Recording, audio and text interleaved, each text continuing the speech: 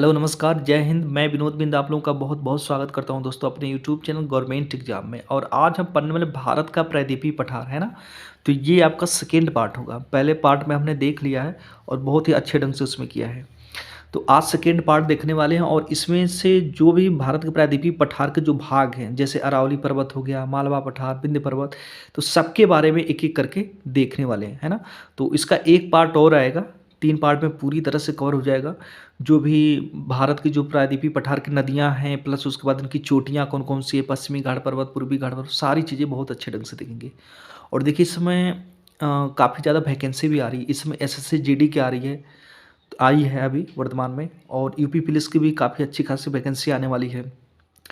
उधर MP police की भी आ रही है। तो प्लीज़ आप लोगों से रिक्वेस्ट है कि थोड़ा मेहनत जो है उसको थोड़ा उसका क्राइटेरिया थोड़ा-सा बढ़ा दीजिए, क्योंकि जब मेहनत करेंगे ना तभी कुछ पा पाएँगे। तो 2024 में अपना लक्ष्य रखिए कि इतना मेहनत करना है कि 2024 में एक सरकारी नौकरी अपने हाथ में होनी चाहिए, है ना? तो आइए शुरू करते हैं। देखिए प्रायद्वीपीय पठार के अंतर्गत निम्नलिखित भौगोलिक स्थितियां सम्मिलित हैं। यानी कौन कौन से इसके अंतर्गत भौगोलिक स्थितियां सम्मिलित हो देख लेते हैं। अरावली पर्वत, मालवा पठार, विंध्य पर्वत, सतपुड़ा पहाड़ी, छोटा नागपुर पठार, पश्चिमी घाट पर्वत, पूर्वी घाट पर्वत, नीलगिरी पहाड़ी, दक्कन पठार, अन्नामलाई पहाड़ी, कार्डमम या फिर इलायची पहाड़ी। दोस्तों थोड़ा सा देखिए तबीयत ठीक ठाक नहीं है, लेकिन फिर भी अ, जो अपना कर्तव्य है आप लोगों के प्रति उसको मैं निभा रहा हूँ, ठीक है। थोड़ा सा तबीयत ठीक ठाक नहीं है, गला भी दर्द कर रहा, तो जैसे तैसे एडजस्ट कर रहा हूँ। अगर बीच में कोई अगर उस टाइप से होगा तो प्लीज़ एडजस्ट करिएगा थोड़ा, है ना? क्योंकि तबीयत ख़राब रहती है ना तो कुछ करने का मन नहीं करता, लेकिन अब भाई ये सारी चीज़ें हैं ना कि इसके साथ समझौता हम नहीं कर सकते पढ़ाई लिखाई के साथ ना। तो ये सारी भौगोलिक स्थितियाँ, इसके अलावा जो आपका जो मेघालय पठार, शिलांग पठार और मिकिर रेंगमा, प्लस उसके बाद गारो खासी जयंतिया, जो भी सारी पहाड़ियाँ उसके बारे में भी देखेंगे। तो आइए देखते हैं। सबसे पहले हम देखेंगे अरावली श्रेणी या फिर अरावली पर्वत, ठीक है। देखिए इसका जो विस्तार है ये गुजरात से लेकर के यहाँ दिल्ली तक है, ठीक है। लेकिन सर्वाधिक जो इसका विस्तार है ये राजस्थान में है। देखिए इसकी आयु जो है 570 मिलियन वर्ष है और लंबाई लगभग में 800 किलोमीटर है। और यह देखिए प्रायद्वीपीय भारत के पठार के उत्तर पश्चिम सिरे पर अरावली का विस्तार है। आपको दिखा रहा हूँ, एक मिनट जस्ट वेट।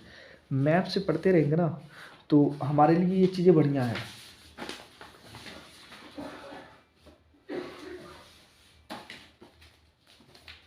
एक मिनट बस, ये रहा।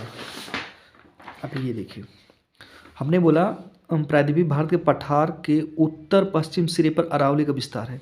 तो देखिए आपका भारत का प्रायद्वीपीय पठार है ये वाला, और ये रही अरावली पर्वत। तो उत्तर प्लस पश्चिमी सिरे पर इसका विस्तार है ना। अरावली पर्वत का कहाँ पर विस्तार है? प्रायद्वीपीय पठार के उत्तर पश्चिम सिरे पर। तो मैप से देखते जाएंगे तो थोड़ा सा बढ़िया रहेगा। और ये गुजरात के पालमपुर से दिल्ली के मजनू टीला तक विस्तृत है, ठीक है। अधिकतम जो इसकी लंबाई है राजस्थान में है, और राजस्थान में अरावली के दक्षिणी भाग को जंगी पहाड़ी के नाम से जानते हैं, और दिल्ली के पास अरावली पहाड़ी को दिल्ली रीच के नाम से जानते हैं, है ना, दिल्ली रीच के नाम से। और देखिए इसका जो मैंने अभी अभी आपको बताया, इसका जो विस्तार है थोड़ा बहुत गुजरात में है। गुजरात के पालमपुर से शुरू हो करके अधिकांश भाग राजस्थान में है, और फिर थोड़ा बहुत भाग दिल्ली में है। तो दिल्ली रीच के नाम से दिल्ली में जो इसके अरावली पहाड़ी का विस्तार है दिल्ली रीच के नाम से जानते हैं। और यहीं पे रायसीना हिल्स है ना, अरावली पहाड़ी पर ही दिल्ली में। रायसीना हिल्स ये अंग्रेज़ों का बनाया गया है। यहाँ पर पहले अंग्रेज़ों के अधिकारी रहा करते थे ब्रिटिश काल में, अब उसको राष्ट्रपति भवन का रूप दे दिया गया है। तो वर्तमान में रायसीना हिल्स जो है इसी अरावली पहाड़ी पर ही है, जिसको राष्ट्रपति भवन बोलते हैं। देखिए इसकी अरावली पर्वत की जो सर्वोच्च चोटी है राजस्थान के माउंट आबू के पास है, और यह गुरु शिखर है, ठीक है। माउंट आबू के पास गुरु शिखर है। यही गुरु शिखर चोटी जो है राजस्थान की अरावली की सर्वोच्च चोटी है। और यहीं पे माउंट आबू के पास दिलवाड़ा मंदिर है जो कि जैन धर्म का है, ठीक है। और दुनिया में सबसे जो प्राचीन वलित पर्वत है, दुनिया की सबसे प्राचीन ये वलित पर्वत है, ठीक है। और वर्तमान में बस ये एक अवशिष्ट पर्वत के रूप में रह गया। देखिए अब ये एक तरह से ना इसका इतना ज़्यादा क्षरण हो चुका है कि लगभग में ये अपने बुढ़ापा वाली अवस्था में आ चुका है। एक समय ऐसा था कि हिमालय से भी ऊँचा हुआ करता था। सोचिए हिमालय आज कितना ऊँचा है 8,848 मीटर। उससे भी ऊँचा ये अरावली पर्वत हुआ करता था। लेकिन अब इसका क्षरण होने से धीरे-धीरे अब ये मतलब अपने एकदम क्षीण क्षीण वाली दशा में जा रहा है, एकदम खत्म होने जा रहा है। तो बस ये एक अवशिष्ट पर्वत के रूप में रह गया है। देखिए बनास नदी इसको क्रॉस करती है, क्रॉस करके फिर चंबल नदी में मिल जाती है ना? उसके बाद है मालवा पठार, ठीक है? अरावली पर्वत के बाद मालवा पठार। देखिए अरावली पर्वत के बाद जो है दक्षिण में मालवा पठार पड़ता है। मालवा पठार अरावली के दक्षिण में और विंध्य पर्वत के उत्तर में पड़ता है। अब मैं आपको एक क्रम दे देता हूँ, क्रम क्या देता हूँ देखिए, सबसे पहले अरावली पठार, ठीक है? उसके दक्षिण में मालवा पठार, मालवा पठार के दक्षिण में विंध्य पर्वत, विंध्य पर्वत के दक्षिण में नर्मदा नदी, नर्मदा नदी के दक्षिण में सतपुड़ा पर्वत, सतपुड़ा पर्वत के दक्षिण में ताप्ती नदी, है ना? तो ये क्रम याद रखिएगा, याद हमेशा एग्जाम में कभी-कभी पूछ भी लेता है, ठीक है? सबसे पहले अरावली, अरावली के दक्षिण में मालवा पठार, मालवा पठार के दक्षिण में विंध्य पर्वत, विंध्य पर्वत के दक्षिण में नर्मदा नदी, नर्मदा नदी के दक्षिण में सतपुड़ा पर्वत, सतपुड़ा पर्वत के दक्षिण में आपका ये हो गया सॉरी ताप्ती नदी, ठीक है? और ताप्ती नदी के दक्षिण में फिर उसके बाद आ जाता है आपका दक्कन का पठार, है ना? और दक्कन पठार के अंतर्गत दंडकारण्य पठार आता है और दंडकारण्य पठार के अंतर्गत आपका बस्तर का पठार आता है, ठीक है? इसको ध्यान रखिएगा। देखिए मालवा पठार का जो ढाल है वह उत्तर की तरफ है ना? और इसका निर्माण जो है शांत ज्वालामुखी के लावा से अर्थात विशाल चट्टानों से हुआ है। देखिए मालवा पठार का ढाल जो उत्तर की तरफ है, जैसे मालवा पठार में जो नदियाँ बहती हैं चंबल, बेतवा, केन, सिंध, है ना? और काली सिंध, ये सब नदियाँ जो है ना अपने उत्तर की तरफ ही जाकर के अपना जल गिराती है। कहाँ? यमुना नदी में। अगर जो पठार का ढाल उत्तर की तरफ नहीं होता तो फिर दूसरे साइड में जाती ना, लेकिन ढाल जो है उत्तर की तरफ है, इस वजह से यह अपना उत्तर की तरफ जाकर के यमुना नदी में मिल गई है ना? और जो मालवा पठार जो है ये शांत यानी ज्वालामुखी के लावा से बना है, ठीक है? यानी कि बेसाल्ट चट्टान से बना है। बेसाल्ट चट्टान किसको बोलते हैं? लावा के जमने से जो चट्टान बनता है उसको बेसाल्ट चट्टान कहते हैं। और इसी बेसाल्ट के टूटने से, ठीक है, इस टूट करके छोटे-छोटे कण में प्लस मिट्टी धूल बनने की वजह से ये यहाँ पे काली मिट्टी का निर्माण हुआ है, ठीक है? तो काली मिट्टी का जो कारण है वो बेसाल्ट चट्टान है, ठीक है? या फिर ज्वालामुखी का लावा ही है। उसी के टूटने-फूटने से मिट्टी का निर्माण हुआ और काली मिट्टी बनी। देखिए मालवा पठार से निकलने वाली नदियों ने इस पठार को बहुत अपरदित किया है, जिससे बीहड़ खंड में बदल गया है। मैंने बताया ना कि मालवा पठार में जो बहने वाली नदियाँ हैं चंबल, बेतवा, केन, सिंध, काली सिंध, ये सब सारी चीज़ें, ये इनको इतना ज़्यादा नुकसान पहुँचाया है कि बीहड़ खड्ड में बदल गया है। जैसे हम देखिए चंबल नदी जहाँ से निकलती है तो चंबल घाटी में आप देखेंगे तो एक अलग ही उस नदी का अपना वो है ना? जहाँ पे चंबल के डाकू छिपा करते थे। तो इसको एक बीहड़ खड्ड में बदल दिया है इन नदियों ने, और इससे अपरदन को अवनालिका अपरदन कहते हैं। उसके बाद है छोटा नागपुर पठार। देखिए इसकी अवस्थिति झारखंड और पश्चिम बंगाल में है, और यहाँ से छोटा नागपुर पठार से दामोदर नदी निकली है और स्वर्णरेखा नदी निकली है। देखिए दामोदर नदी पठार के बीचों बीच भ्रंश घाटी में पूरब की ओर बहते हुए हुगली नदी में मिल जाती है। देखिए हमारे भारत में 3 नदियां हैं जो अपने भ्रंश घाटी में बहती हैं। कौन-कौन? नर्मदा नदी, ताप्ती नदी और उसके बाद है दामोदर नदी। भ्रंश घाटी का मतलब हुआ, भ्रंश का मतलब हुआ कि जिस जहाँ से वो बह रही हैं ना, जो उनका रास्ता है, उनका धँस जाना, उस रास्ते का धँस जाना, जहाँ पे बह रही हैं जिस रास्ते से, उसका धँस जाना। तो अपने धँसाव में बह रही हैं, ठीक है? भ्रंश के बीच में जो पर्वत स्थित होता है उसको ब्लॉक पर्वत कहते हैं, ठीक है? तो सतपुड़ा क्या है? ब्लॉक पर्वत का उदाहरण है, क्योंकि नर्मदा और ताप्ती ये दोनों नदियाँ अपने भ्रंश घाटी में बहती हैं, तो उनके बीच में सतपुड़ा पर्वत है, ठीक है? और देखिए दामोदर नदी छोटा नागपुर पठार को 2 भागों में बाँटता है।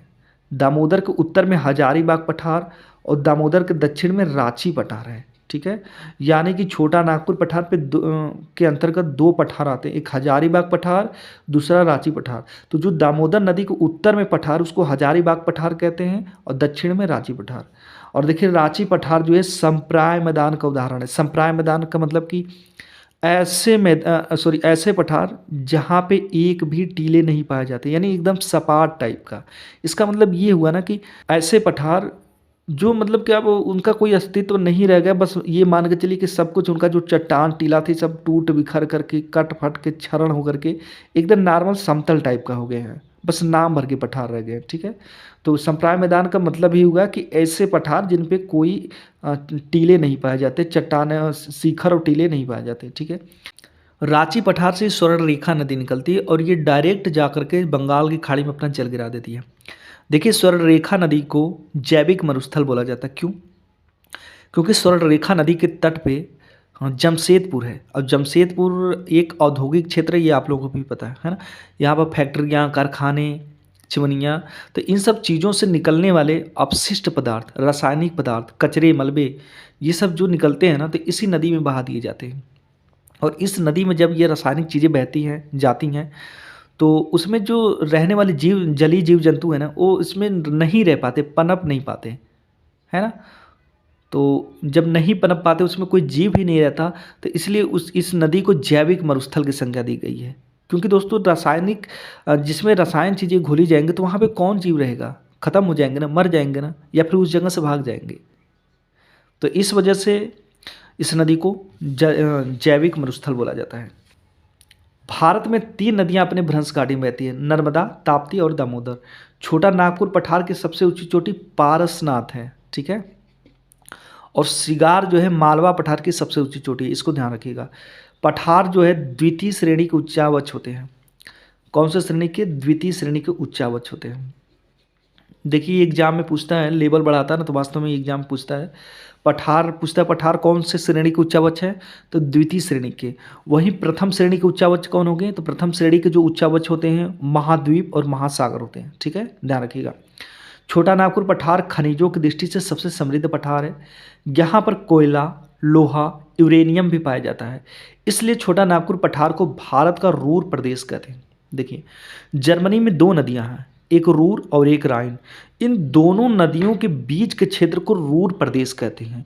और इन दोनों नदियों के बीच का जो क्षेत्र है ये बहुत ही खनिज की दृष्टि से समृद्ध है। वहाँ पे कोयला, लोहा और बहुत सारी खनिज संपदा पाई जाती हैं, अनेक प्रकार की, ठीक है। तो इस वजह से वहाँ पे खनिज संपदा बहुत ज़्यादा उस रूर क्षेत्र में पाया जाता है। इसी वजह से छोटा नागपुर पठार को भी रूर प्रदेश का नाम दे दिया गया, क्योंकि छोटा नागपुर पठार में भी खनिज की दृष्टि से बहुत ही महत्वपूर्ण है ना। देखिए खनिज की दृष्टि से सबसे समृद्ध है, इस वजह से भारत का रूर प्रदेश छोटा नागपुर पठार को बोलते हैं। और छोटा नागपुर पठार के उत्तर में राजमहल की पहाड़ियाँ हैं, ठीक है, राजमहल की पहाड़ियाँ। और यही राजमहल की पहाड़ियाँ जो है अपना बंगाल, बांग्लादेश से होते हुए आपका मेघालय तक चली जाती है। लाखों करोड़ों वर्ष पहले जो बीच का क्षेत्र है बांग्लादेश और बंगाल अंगाल साइड वाला, वो धंस गया था, ठीक है। इस वजह से सिलांग पठार और ये राजमहल पहाड़ी ये अलग अलग हो गई हैं। लेकिन जो सिलांग पठार है ना, जो गारो खासी जयंतियाँ हो गई, मिकिर रेंगमा पहाड़ियाँ हो गई, ये इसी का भाग था। देखिए आगे, यहीं आगे इसके बारे में बात करेंगे। सिलांग पठार या मेघालय पठार। सिलांग पठार एक स्वतंत्र पठार न होकर के एक प्रायद्वीपीय पठार का ही हिस्सा है और वास्तव में ये राजमहल पहाड़ी का पूर्वी विस्तार है। देखिए मैंने बताया ना अभी, वही चीज़ें हैं। बीच के भाग में स्पेस आ गया है क्योंकि बीच का भाग धंस गया है। इस धंसे हुए भाग को गंगा और ब्रह्मपुत्र नदियों ने अपने जलोढ़ निक्षेप से भर दिया और समतल मैदान का निर्माण हो गया। तो बीच में जो राजमहल की पहाड़ियों का गैप है उसे राजमहल गारो गैप या फिर मालदा गैप कहते हैं, ठीक है। इसका मतलब देखिए यही हुआ ना कि मैंने अभी आपको बताया कि जो राजमहल पहाड़ी है ये पूरा फैली हुई थी पश्चिम बंगाल, बांग्लादेश से होते हुए पूरा मेघालय तक, ठीक है। लेकिन लाखों करोड़ों वर्ष पहले जो बीच का भाग है बांग्लादेश और पश्चिम बंगाल वाला एरिया, वो वहाँ पे पूरी की पूरी पहाड़ी धंस गई। जब पूरी की पूरी पहाड़ी धंस गई तो उधर से गंगा और दूसरी साइड से ब्रह्मपुत्र नदी अपने साथ बहुत मतलब लाखों करोड़ों वर्ष तक बहते बहते अपने साथ बहुत सारी मात्रा में जलोढ़ निक्षेप लाती थी, कंकड़ पत्थर मिट्टी सिट्टी। तो ये सब ला के पूरा का पूरा बांग्लादेश और पश्चिम बंगाल को पाट दी, ठीक है ना। जो धंसा हुआ भाग था पूरा का पूरा पाट दी और पाटने से वहाँ पे एक मैदान का निर्माण हो गया। तो इसीलिए बांग्लादेश जो है आपका पहाड़ी वाला पठारी वाला क्षेत्र नहीं है, वह एक मैदानी क्षेत्र है ना। और बांग्लादेश को नदियों का देश बोला जाता है। जैसे पाकिस्तान को नहरों का देश बोला जाता है, उसी तरह बांग्लादेश को नदियों का देश बोला जाता है। और देखिए ये बहुत इम्पोर्टेंट है, जो गैप हो गया है पहाड़ियों का बांग्लादेश पश्चिम बंगाल में, उसको राजमहल गारो गैप या फिर मालदा गैप कहते हैं, है ना। देखिए शिलांग पठार के अंतर्गत 5 पहाड़ियाँ सम्मिलित है, कौन कौन? गारो, खासी, जयंतिया ये मेघालय में है, और मिकिर रेंगमा ये दोनों असम में है। और इसकी जो सबसे ऊंची चोटी है किसकी? आपकी शिलांग पठार की, वह नोक रेक है, और ये गारो पहाड़ी पर है। देखिए यहीं शिलांग पठार पे ही आपका वो पड़ता है चेरापूंजी मौसिनराम, जो कि सर्वाधिक वर्षा वाला स्थान है, यही शिलांग पठार पे ही पड़ता है।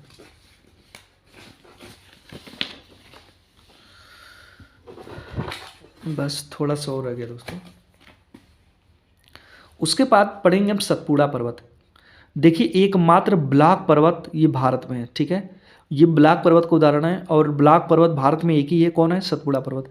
2 भ्रंश घाटियों में स्थित पर्वत को क्या बोलते हैं? ब्लॉक पर्वत कहते हैं। कौन कौन से भ्रंश घाटियों में? देखिए नर्मदा भ्रंश घाटी प्लस ताप्ती भ्रंश घाटी के बीच में स्थित है ना। नर्मदा, सतपुड़ा और ताप्ती। एक बार फिर से क्रम देख लेते हैं किसका, जो ये आपका पठार पहाड़ है, जो इन सब का क्रम देख लेते हैं। देखिए सबसे उत्तर में अरावली, उसके दक्षिण में मालवा पठार, मालवा पठार के दक्षिण में विंध्य पर्वत, विंध्य पर्वत के दक्षिण में नर्मदा, नर्मदा के दक्षिण में सतपुड़ा, सतपुड़ा के दक्षिण में ताप्ती, ताप्ती के दक्षिण में दक्कन का पठार, और दक्कन पठार के अंतर्गत दंडकारण्य पठार आता है, और दंडकारण्य पठार के अंतर्गत आपका बस्तर का पठार आता है। जो दंडकारण्य पठार है ये छत्तीसगढ़ और उड़ीसा में फैला है, और जो बस्तर का पठार है ये आपका छत्तीसगढ़ में स्पेशली फैला है। और जो इसी बस्तर के पठार में जो भारत में टीन पाया जाता है, टीन का एकमात्र भंडार इसी बस्तर के पठार में पाया जाता है, ठीक है। सतपुड़ा पर्वत की जो सबसे पश्चिमी पहाड़ी है राजपीपला है, ठीक है। बीच वाली जो पहाड़ी है वो महादेव पहाड़ी है, और जो सबसे पूर्वी पहाड़ी है मैकाल पहाड़ी है, और ये छत्तीसगढ़ और मध्य प्रदेश की सीमा बनाती है। मैकाल पहाड़ी की जो सबसे ऊंची चोटी है अमरकंटक है, और अमरकंटक से 3 नदियां निकली हैं, सोन नदी, नर्मदा नदी, जोहिला नदी। जो सोन नदी है ये उत्तर की तरफ बहते हुए पटना से 15-16 किलोमीटर पहले गंगा नदी में जाकर के मिल जाती है, और एक जोहिला नदी जो यहीं से निकली है वह सोन की सहायक नदी यानी सोन नदी में ही जाकर के मिल जाती है। उसके बाद नर्मदा नदी, ये यहाँ से निकल करके अपने भ्रंश घाटी में बहते हुए खंभात की खाड़ी में जाकर के अपना जल गिरा देती है, ठीक है, यानी अरब सागर में। और ये अपने मतलब प्रायद्वीपीय पठार के ढाल के विपरीत जाकर के बहती है ना। नर्मदा नदी भी और आपकी ताप्ती नदी भी पठार के ढाल के विपरीत दिशा में जाती हैं, ठीक है, तो ध्यान रखिएगा। अब देखिए ये महादेव पहाड़ी है, महादेव पहाड़ी के बैतुल पठार से ताप्ती नदी निकली है, ठीक। महादेव पहाड़ी के बैतुल पठार से ताप्ती नदी निकली है, और ताप्ती नदी भी जाकर के खंभात की खाड़ी में गिरी जाती है ना। और खंभात खाड़ी जहाँ पे ये ताप्ती नदी गिरती है वहीं से पश्चिमी घाट पर्वत का शुरुआत हो जाता है, और दक्षिण में कन्याकुमारी तक पश्चिमी घाट पर्वत चला जाता है, ठीक है। पश्चिमी घाट पर्वत की लंबाई कितनी है? 16 किलोमीटर। और उसकी सबसे ऊंची चोटी कौन सी है? अनाईमुदी, है ना। अनाईमुदी कितनी है? 2697। ये कन्नामलाई पहाड़ी के अंतर्गत आता है, लेकिन पश्चिमी घाट पर्वत है। तो अब देखिए महादेव पहाड़ी ये सतपुड़ा की सबसे ऊंची चोटी जो धूपगढ़ है यहीं पे महादेव पहाड़ी पर ही है। न सिर्फ सतपुड़ा, पूरे मध्य प्रदेश की सबसे ऊंची चोटी धूपगढ़ है, ठीक है ना। देखिए सबसे ऊंची चोटी धूपगढ़ है, ये धूपगढ़ कहाँ पे है? महादेव पहाड़ी पे है, सतपुड़ा के महादेव पहाड़ी पे। मैकाल पहाड़ी की सबसे ऊंची चोटी अमरकंटक है, इससे नदियां निकली नर्मदा, सोन और जोहिला। पंचमढ़ी जो हिल स्टेशन है वो धूपगढ़ में है ना। पंचमढ़ी हिल स्टेशन, देखिए पंचमढ़ी एक को बहुत ही अच्छा प्रसिद्ध पर्यटक स्थल है, अगर कभी घूमने जाओ वहाँ पे तो अच्छे से खूब मस्त एकदम पूरा एकदम एक्सप्लोर करो, बहुत ज़बरदस्त जगह है। इसका जो विस्तार है सतपुड़ा पर्वत का, थोड़ा बहुत गुजरात में है, थोड़ा मध्य प्रदेश में है, महाराष्ट्र में है, और मध्य प्रदेश में सर्वाधिक भाग है इसका। उसके बाद आ जाता है दक्कन का पठार। देखिए इसकी जो अवस्थिति है सतपुड़ा पहाड़ी, पश्चिमी घाट पर्वत और पूर्वी घाट पर्वत के मध्य में है। देखिए सबसे उत्तर वाला भाग वहीं यहाँ पे सतपुड़ा पर्वत हो गया, इधर पश्चिमी घाट और इधर पूर्वी घाट, और ये बीच में जो मैंने बनाया है ये दक्कन का पठार है ना। और इसका निर्माण जो हुआ है दक्कन ट्रैप की चट्टानों से हुआ है। देखिए दक्कन पठार के अंतर्गत निम्नलिखित भौगोलिक संरचनाओं को सम्मिलित किया जाता है, जैसे में हरिश्चंद्र पहाड़ी महाराष्ट्र में, बालाघाट पहाड़ी महाराष्ट्र में, अजंता पहाड़ी महाराष्ट्र में, गोबरगढ़ की पहाड़ियाँ महाराष्ट्र में। तो ये सब सारी जो पहाड़ियाँ हैं ये महाराष्ट्र में ही हैं। और उसके बाद देखिए दक्कन पठार के अंतर्गत दंडकारण्य पठार आता है। दंडकारण्य पठार का जो वर्णन है ये हमारे रामायण में भी है इसका, है ना? श्री राम के समय का। और दंडकारण्य पठार के अंतर्गत बस्तर का पठार आता है, ठीक है? और दंडकारण्य पठार जो जो फैला छत्तीसगढ़ और उड़ीसा में फैला है, और बस्तर का पठार जो है वो छत्तीसगढ़ में फैला है। और भारत में टीन का एकमात्र भंडार जो है वो बस्तर का पठार है, ठीक है? ध्यान रखिएगा। तो इसी पे वीडियो स्टॉप कर दें दोस्तों, आप लोग अपना ध्यान रखिएगा और नेक्स्ट पार्ट में हम लोग पढ़ेंगे महानदी बेसन से शुरू करेंगे और सारी चीज़ों को कवर करेंगे, ठीक है? तो धन्यवाद, जय हिंद, नमस्कार।